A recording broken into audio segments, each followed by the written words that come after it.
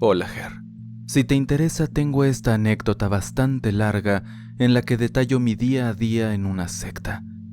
Fue una experiencia horrible y sin duda alguna la peor época que he vivido. Sin más, comienzo. Esta metrópoli, cuyo nombre reservaré en el anonimato, es una selva de concreto bañada por un mar de luces blanquecinas. Aquí en medio de su pulso constante está mi consultorio. Un rincón de serenidad en el tumulto urbano. Dentro de sus paredes, cada objeto tiene su propósito y su historia. Los diplomas colgados como estandartes de conocimientos adquiridos. El reloj que ritma el paso del tiempo y la vieja silla de terciopelo, testigo mudo de mil historias tanto felices como deprimentes derramadas en su regazo. En este espacio reina una tranquilidad constante, un antídoto para el frenesí que persiste más allá de mi ventana. La vista desde aquí ofrece un caleidoscopio de vidas en movimiento. Los vehículos serpentean por las arterias de la ciudad. Las personas fluyen como un río incesante y las luces titilan en un espectáculo de colores. A pesar de la cacofonía urbana, en mi refugio siempre encuentro la calma. Me llamo Daniel, un nombre inventado. Soy un hombre de una treintena de años, el pelo con las primeras canas de experiencia y una mirada acostumbrada a descifrar historias. Mi oficio es el de brújula para aquellos perdidos en el laberinto de sus propias mentes. Soy un psicólogo, y por mucho tiempo fue de mi interés la hipnosis, a tal grado que me metí de lleno en ella y terminé por incluir la hipnoterapia en mi trabajo diario como psicólogo. Cuando la puerta del consultorio se cierra, regreso entonces a mi hogar, a mi fortaleza. Mi esposa, Marta, también un nombre ficticio como el de todos de esta experiencia, es el faro en mi tempestad, y nuestros hijos, Sara y Lucas, son el sol que ilumina mis días. A pesar de las horas consumidas en la oficina, siempre hallo instantes para compartir con ellos. Al reflejarme en el cristal de la ventana, veo a un hombre ordinario, ignorante de la tormenta que se avecina. Pero eso aún no lo sé. Por ahora solo soy Daniel, el psicólogo, el marido y el padre. Estaba volviendo a casa una noche, después de una extenuante jornada de trabajo, cuando entonces un coche oscuro con vidrios polarizados se detuvo abruptamente a mi lado. No era usual ver este tipo de vehículos en mi modesto barrio y la ansiedad se instaló rápidamente en el fondo de mi estómago. Conocía las historias, los rumores de las operaciones de narcotráfico que ocasionalmente se infiltraban en nuestra tranquila vida de ciudad pequeña. Los vidrios del coche se bajaron lentamente y dos hombres con trajes oscuros y gafas de sol me observaban. Uno de ellos, el más corpulento, se inclinó hacia mí, sosteniendo un sobre con mi nombre. Mi corazón palpitaba como un tambor de guerra. Una cacofonía de latidos atiborró mis oídos. Tragué saliva y extendí una mano temblorosa para recibirlo, preguntándome si estaba a punto de ser arrastrado a un mundo del que había escuchado, pero que nunca había querido experimentar. Lo curioso aquí es que, por experiencia viviendo en este país por tantos años, sé que estas organizaciones no suelen entregar sus mensajes con cartitas, sino que suelen ser algo más directos y violentos. Esto me causó algo de intriga. Al llegar a casa, bajo la seguridad de las luces amarillentas de mi sala y en completa soledad, abrí el sobre con cuidado. Dentro había una nota, impresa en papel grueso y caro, con un mensaje conciso, una dirección, una hora y unas palabras. Ven o tu familia lo paga. No había explicaciones ni pistas, solo esa fría orden. Cada palabra parecía retumbar en mi mente como un eco ominoso. Cada letra parecía un presagio de un peligro inminente. A pesar del miedo que había tomado residencia en mi pecho, una parte de mí se preguntaba qué sucedería si no asistía. ¿Enviarían a alguien tras de mí? ¿Atentarían de verdad contra mi familia? En este mundo que parecía estar en las sombras, las consecuencias de la desobediencia parecían ser más peligrosas que la obediencia misma. Decidí que no le diría nada a Marta. No podía permitirme la posibilidad de arrastrarla a este lío conmigo. La semana siguiente estuvo llena de insomnio y miedo. Cada sonido en la noche me hacía saltar. Cada sombra parecía un invasor. Pensaba en mis opciones, las posibilidades, las implicaciones. Y cada noche, el peso de lo que me esperaba se volvía un poco más pesado. Pasé las noches leyendo sobre el narcotráfico, sobre los señores de la droga y sus soldados. Quería estar preparado, quería tener algún tipo de defensa si las cosas se ponían feas. Pero cada página que leía solo me hacía sentir más pequeño, más insignificante, que podía ser un simple psicólogo contra un imperio de este calibre. Mi vida había sido hasta ese momento una secuencia ordenada y predecible, pero en esa semana cada paso que daba parecía llevarme a un abismo de incertidumbre y peligro. Cada respiro que tomaba parecía estar lleno de la pesadez de este nuevo y aterrador mundo. Al final de la semana, a pesar de todas mis dudas y temores, me encontré caminando hacia esa dirección que se había grabado en mi mente, hacia un encuentro que estaba seguro cambiaría mi vida por siempre. Caminaba por las calles que bullían de gente. Cada paso era tragado por la ruidosa ciudad. El aire se sentía cargado de una tensión invisible, como si supiera de mi cita con el destino. La dirección me llevó a un barrio al otro lado de la ciudad, un lugar que no frecuentaba, cuyas calles angostas y antiguas casas parecían pertenecer a otra época. Mis pensamientos eran una maraña de temores y preguntas sin respuesta. ¿Qué querían de mí? No tenía ninguna habilidad en particular, ninguna destreza que pudiera ser útil en este mundo oscuro y peligroso. Solo era un psicólogo, un hombre de secretos y buenos consejos. Mis pasos me condujeron por calles laberínticas y desconocidas. Llegué a una privada, una sucesión de casas de apariencia idéntica, construidas en un tiempo en que la funcionalidad prevalecía sobre la estética. Cada una estaba separada de su vecina por escasos metros y todas ellas, alineadas como soldados, parecían custodiar un secreto. Los muros estaban manchados por el paso del tiempo, y la pintura, descolorida y descascarillada, narraba una historia de abandono. Los jardines, en su mayoría desatendidos, ostentaban una vegetación salvaje y desordenada que avanzaba sin pudor, asfixiando el camino de entrada a las viviendas. Aquí y allá, algunos arbustos y árboles de porte sombrío, cuyas ramas desnudas y retorcidas danzaban con el viento, sumando dramatismo a la escena. Miré a mi alrededor, en busca de alguna señal que pudiera indicar la dirección correcta, pero todas las casas parecían iguales. Luego noté algo curioso. En algunas de las fachadas había símbolos extraños, pintados con un tono rojo desvanecido. Formas y líneas entrelazadas que no significaban nada para mí, pero que por alguna razón me causaban una sensación de malestar. Lo que más me inquietaba era el silencio dentro de la privada. No se oía nada. Nada de risas ni conversaciones, ni música. Nada que sugiriera la presencia de vida. Una sensación de desolación me invadió. Las luces apagadas, las cortinas cerradas, las casas que parecían vacías. ¿Dónde estaban todos? Finalmente llegué al lugar señalado. Un portón de hierro forjado daba entrada a una casa que, aunque similar a las demás en apariencia, desprendía un aura particular, como si de ella emanara una especie de magnetismo oscuro. Aquella sería la puerta que me llevaría a un mundo desconocido, un mundo del que había oído hablar, pero que nunca imaginé que tendría que enfrentar.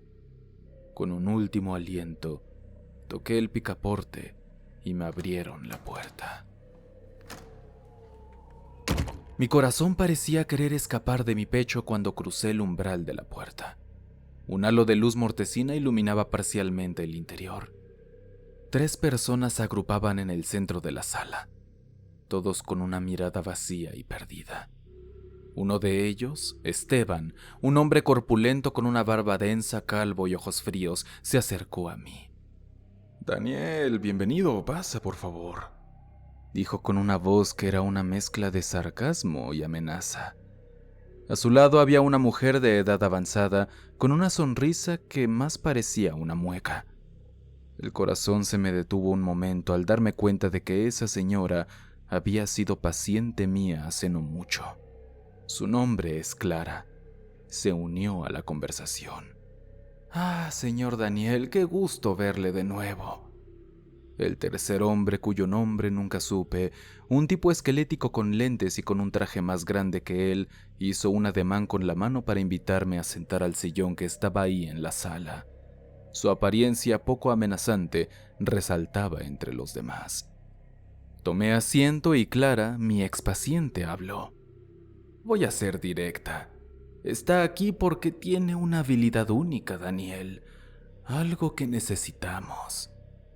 Su comentario me desconcertó. ¿Habilidad única? ¿De qué estaba hablando? El hombre corpulento continuó. Tienes un don para la persuasión, para hacer que la gente vea las cosas de una manera diferente. Y nosotros, bueno, podríamos usar un talento como ese. El pánico comenzó a instalarse en mi pecho. No sé de qué están hablando, dije, tratando de mantener la calma. Estoy seguro de que sí, dijo Esteban, y en ese instante su tono cambió. Su voz se volvió más dura, más peligrosa. Vas a trabajar para nosotros, Daniel. Vas a usar tus habilidades para nuestro beneficio. Si no lo haces, tu familia va a pagar el precio. Aquel comentario hizo que se me helara la sangre. ¿Mi familia? ¿Cómo sabían de ellos? ¿Cómo? Empecé a preguntar, pero la mujer me interrumpió. No se preocupe por los detalles, dijo. Solo preocúpese por hacer lo que le pedimos. Todo va a estar bien, tranquilo. Mis pensamientos comenzaron a volar en círculos, como un tornado de pánico y confusión. La amenaza sobre mi familia era una espada suspendida sobre mi cabeza. ¿Qué es lo que quieren que haga exactamente?, pregunté, la voz temblorosa. Es sencillo, dijo Clara. Queremos que le haga ver a nuestros fieles de que están en el camino correcto, que lo que hacen es correcto. Tiene ese don, Daniel, sabe hablar, sabe persuadir, y yo lo sé de primera mano. Estuve en su consultorio en varias ocasiones, me atendió y sé perfectamente de lo que es capaz. La mujer sonrió. Su rostro se endureció como si estuviera tallada en piedra. Va a ayudarnos a seguir adelante con nuestros rituales, dijo, y la forma en que pronunció la última palabra me hizo temblar. ¿Rituales?, balbuceé. La imagen de un grupo de personas en éxtasis cubiertas de sangre me vino a la mente. ¿De qué están hablando? No lo estoy entendiendo. ¿Pertenecen a una iglesia o algo?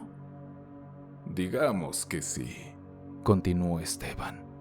Fundamos una religión para nuestros santos dioses y queremos llegar más lejos y proveerles a nuestros fieles una prestación por confiar en nosotros y en nuestros dioses, claro. Queremos darles el servicio de un psicólogo que nos ayude a mantenerlos en línea. ¿Entiendes? Comprendí de inmediato sus intenciones. No puedo hacer eso, lo siento, no es ético. Puedes y lo harás, dijo el hombre con una certeza glacial. O, como ya mencionamos, tu familia podría sufrir las consecuencias. No nos pongas a prueba, Daniel, sino pregúntale a nuestro amigo contador cómo le fue. Señaló al hombrecillo de lentes en la sala. Solo Dios sabe lo que le hicieron. Sentí como si el aire se hubiera escapado de mis pulmones. Aquí estaba yo, atrapado en una privada sombría, siendo amenazado por 3 desconocidos que parecían dispuestos a todo.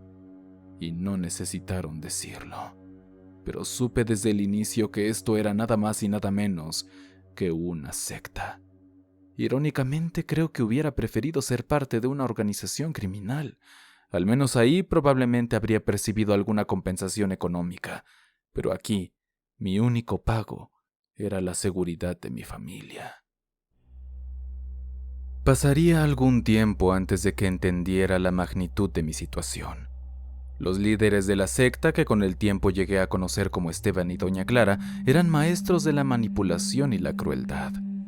Cada noche me arrastraban al centro de su salón de rituales, un círculo grotesco de seguidores a su alrededor, todos expectantes y ansiosos. Me ponían frente a ellos y me pedían que hablara, que los convenciera de que estaban haciendo lo correcto. Con cada palabra que decía, sentía como si estuviera traicionándome a mí mismo. Pero cada vez que intentaba resistirme, recordaba las amenazas contra mi familia y entonces hablaba. Las noches se volvieron un borrón de imágenes macabras, sonidos ensordecedores y un miedo constante que parecía estar enraizado en mi pecho. Cada noche regresaba a mi hogar, a mi vida anterior, pero ya no me sentía el mismo. Había una oscuridad en mí, una mancha que no podía limpiar. Los líderes de la secta habían logrado algo más que obligarme a trabajar para ellos. Habían conseguido meterse dentro de mi cabeza. En una de las tantas casas de los fieles, que por cierto no eran más que vecinos de la privada y uno que otro hombre o mujer traído del exterior, se me instaló una especie de consultorio privado en el que me metían de vez en cuando con alguno de los seguidores de la secta que se descarriaban. La intención original era mentirles diciendo que los llevarían con el psicólogo para desvanecer sus dudas. Y si seguían con la convicción de renunciar a su nuevo Dios, podrían irse libremente.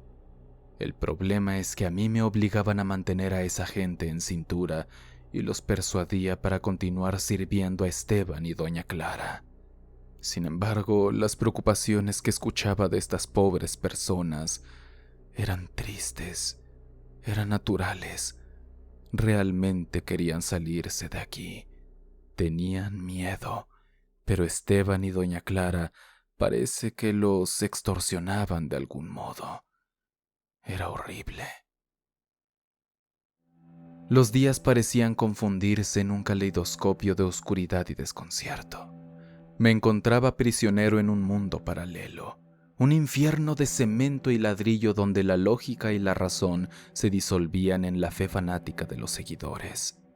El edificio donde me habían confinado para realizar mis actividades se erigía como una mole gris en medio de la privada, rodeado de casas de aspecto igual de sombrío.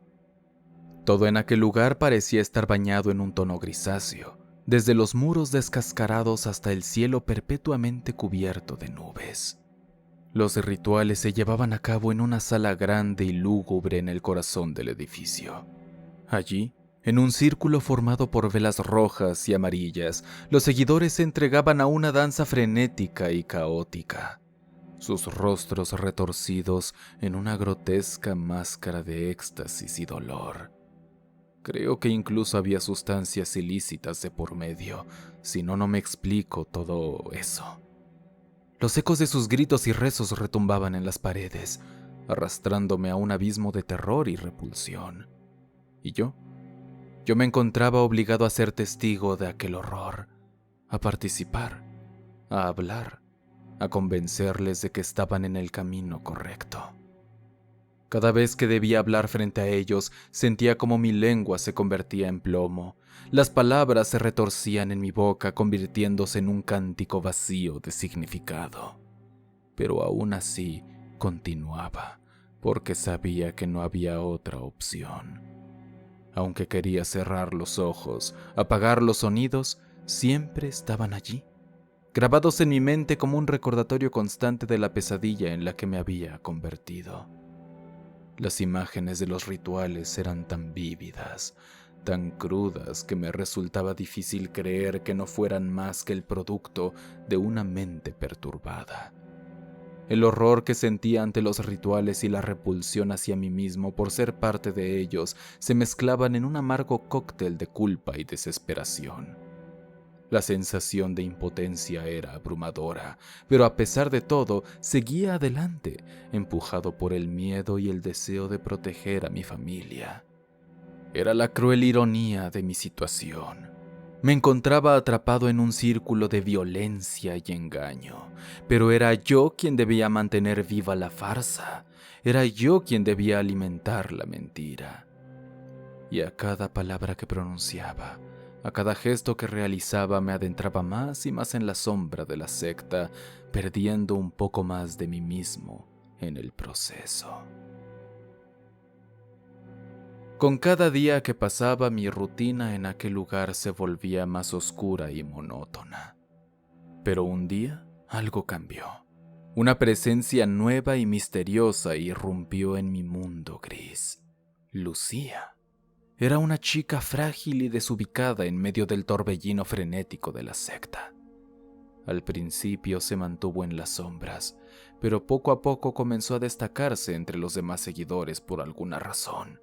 Su juventud y su vulnerabilidad contrastaban con la dureza y fanatismo de los demás. Aunque nunca hablábamos, sentía su presencia como un hilo de humanidad en aquel mundo surreal.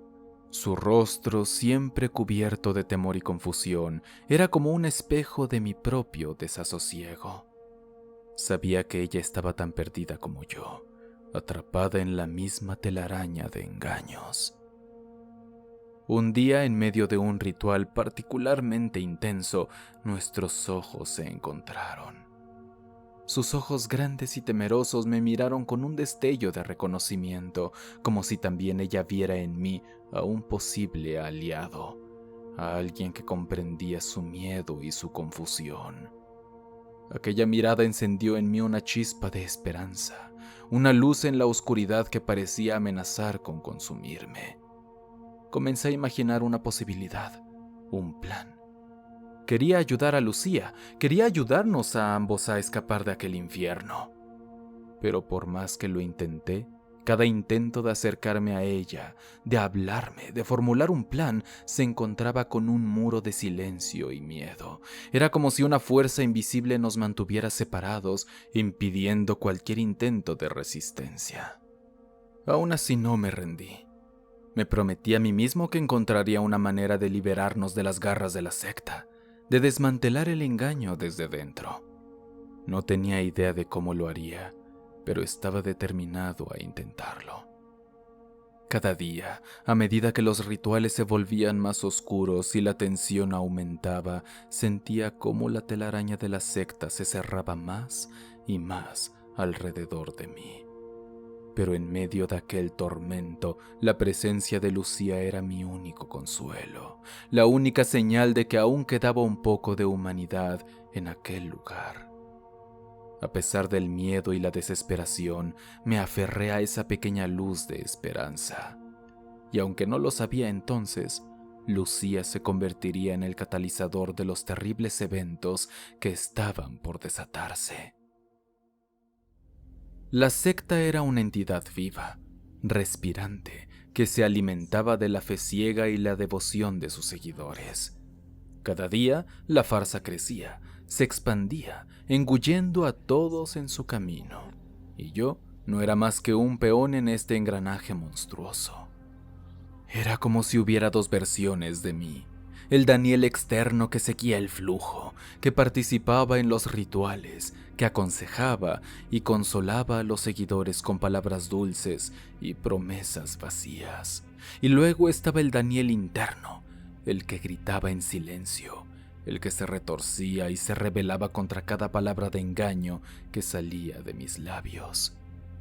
Comenzaba a entender que la deidad que supuestamente adoraban no era más que una invención de Esteban y Doña Clara, una marioneta manejada por ellos.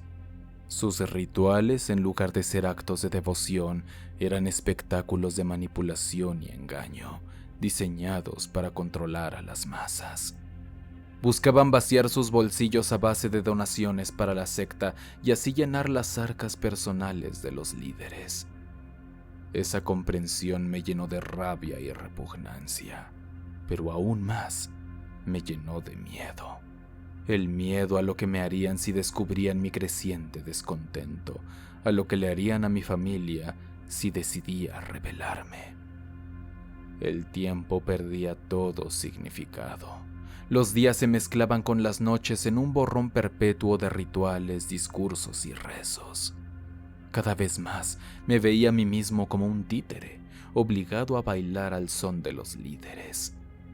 Los seguidores de la secta, por otro lado, eran como zombies, caminando en un trance, sus rostros desprovistos de todo rastro de individualidad. Sus ojos, otrora llenos de vida, ahora reflejaban un vacío aterrador. Estaban consumidos por la secta, despojados de todo lo que los hacía humanos. Un día, en medio de la oscuridad que se había convertido en mi vida, ocurrió algo inesperado durante uno de los rituales. Mientras los seguidores se contorsionaban en su éxtasis macabro, vi a Lucía. Estaba parado en el borde del círculo ritual. Su cuerpo temblaba, su rostro estaba pálido. Nuestros ojos se encontraron por un momento y vi un destello de miedo y desesperación en sus ojos que me heló el corazón. En ese instante, por alguna razón, supe que algo terrible estaba por venir. Cada día en la secta era una nueva prueba, pero nada me preparó para lo siguiente. Todo comenzó como una reunión de emergencia. Los líderes, sus rostros tan fríos y duros como siempre, declararon que la deidad demandaba un sacrificio o algo así, una prueba de nuestra fe y devoción. Mi estómago se retorcía con la idea. Había visto suficiente para saber que los sacrificios no eran más que actos sádicos disfrazados de rituales divinos. Y entonces la bomba cayó. Me miraron y me dijeron que sería yo quien convencería al elegido para el sacrificio. Mi corazón latía con fuerza, la sangre golpeaba en mis oídos. Sabía lo que eso significaba, conocía las implicaciones. No se trataba solo de manipular a alguien más para que se entregara a un acto atroz, sino de garantizar mi propia supervivencia y la de mi familia. El elegido por los líderes para este ritual tan particular era Lucía. La joven que había captado mi atención, cuyos ojos temerosos había reflejado la misma desesperación que sentía yo. Entendí que la habían traído a la secta como un cordero al matadero. No les interesaba convencerla de seguir a la secta, pues su destino lo escribieron los líderes desde el momento en que pusieron sus ojos en ella. La idea de tener que convencerla para que se sometiera a un ritual tan horrible me repugnaba, pero la alternativa era impensable. La noche antes del ritual me encontré con Lucía en el consultorio. La miré, buscando palabras, pero mi lengua se sentía como plomo. Lucía, finalmente logré articular. Hay algo de lo que necesitamos hablar.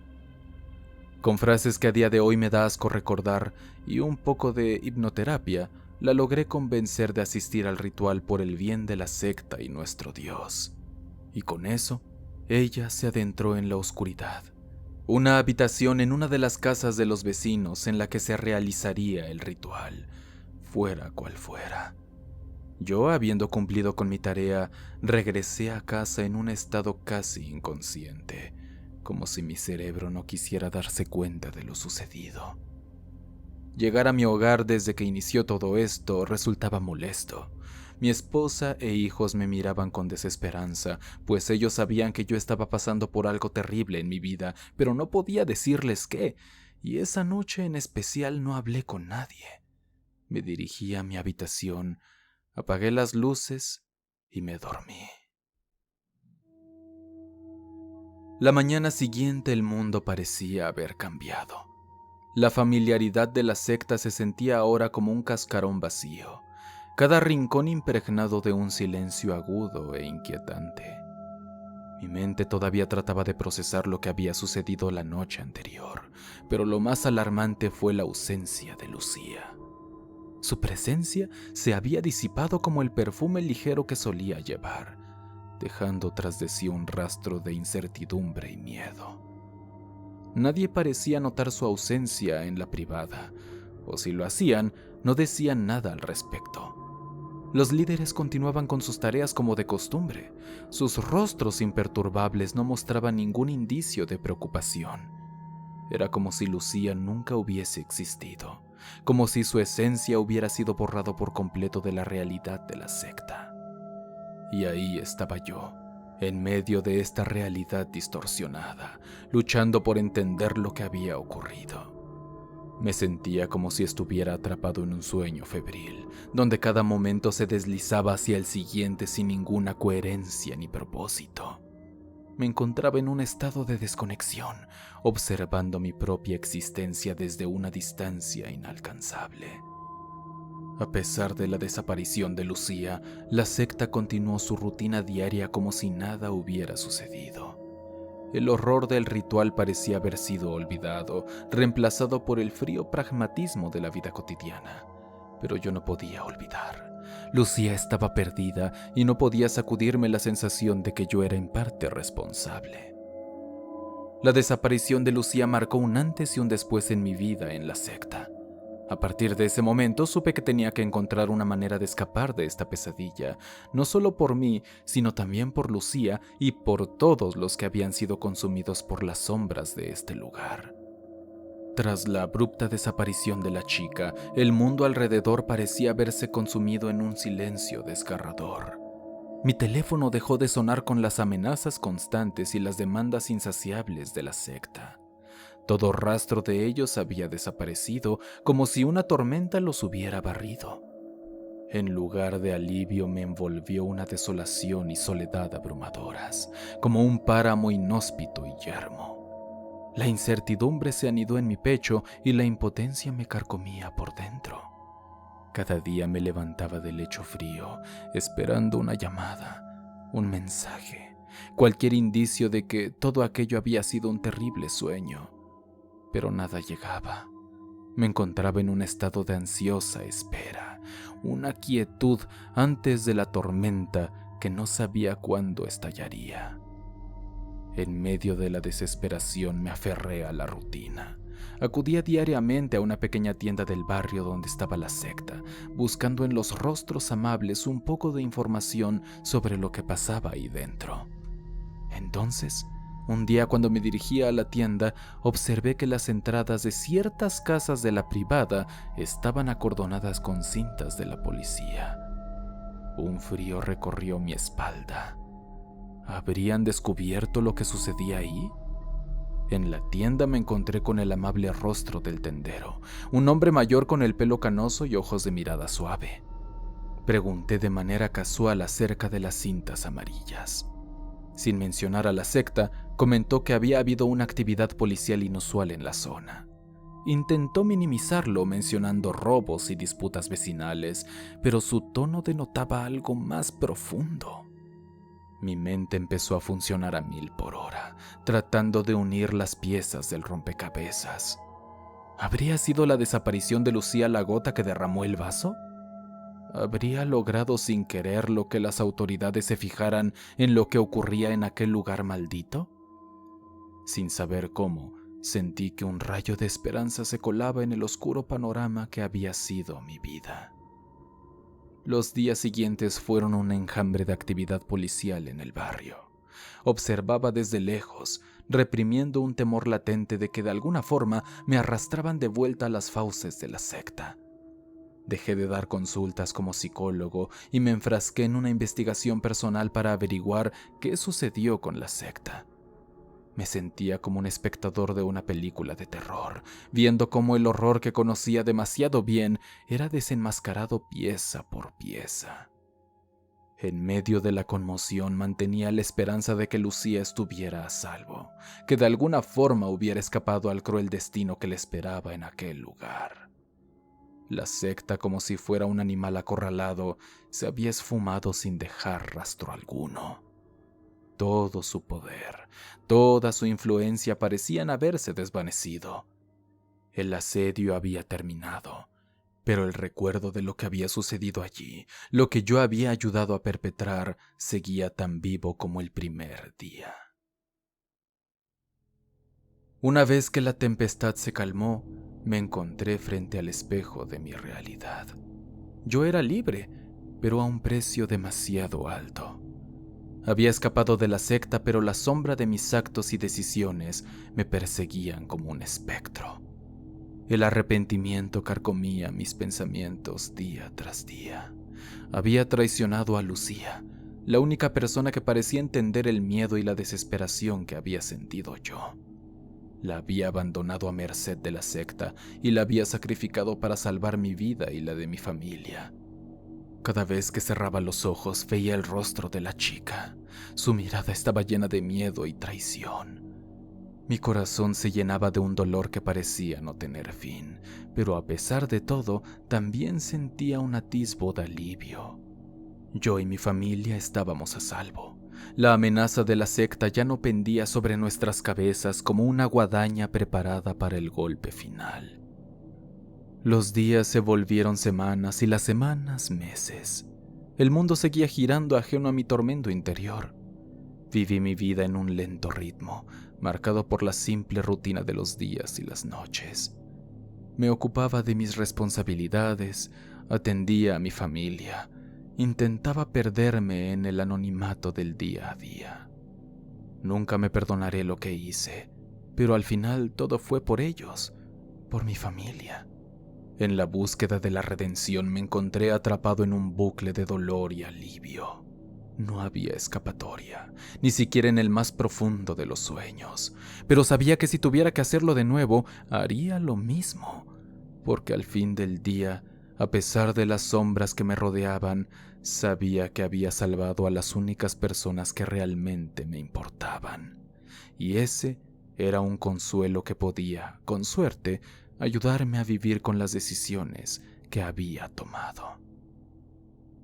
Esa fue mi experiencia en una secta, Ger.